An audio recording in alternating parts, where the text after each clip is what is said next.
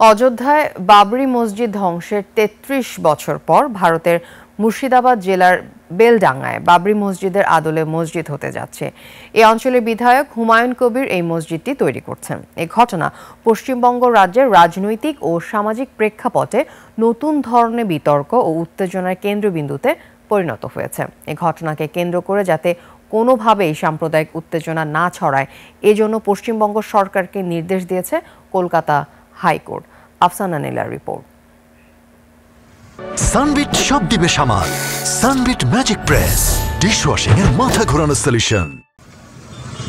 বাবরি মসজিদ ধ্বংসের ৩৩ বছর পর নতুন করে ভারতের উত্তরপ্রদেশের পশ্চিমবঙ্গের মুর্শিদাবাদ জেলার বেলডাঙ্গায় নির্মাণ হতে যাচ্ছে বাবরি মসজিদ অনুকরণে নতুন মসজিদ।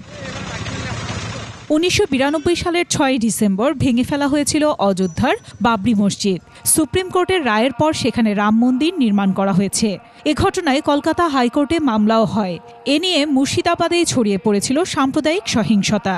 সে কথা মাথায় রেখেই এ দিনকে মুর্শিদাবাদে বাবরি মসজিদের ভিত্তিপ্রস্তর স্থাপন বা শিলান্যাসের দিন হিসেবে বেছে নিয়েছিলেন এ অঞ্চলের বিধায়ক হুমায়ুন কবির।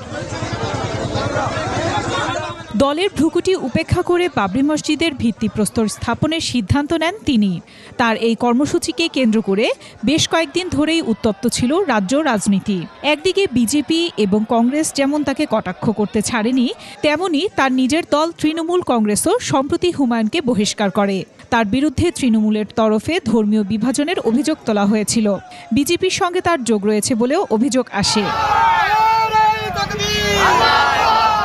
মসজিদের পাশাপাশি এখানে হাসপাতাল, বিশ্ববিদ্যালয় ও পার্ক নির্মাণের পরিকল্পনাও রয়েছে, যা মোট ২৫ বিঘা জমিতে হবে।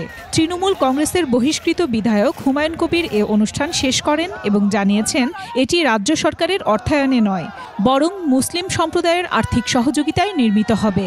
৩ বছর লাগতে পারে মসজিদ নির্মাণ কাজে। বাজেট প্রায় ৩০০ কোটি। আফসানা নীলা, ডেস্ক রিপোর্ট, ২১শে টেলিভিশন।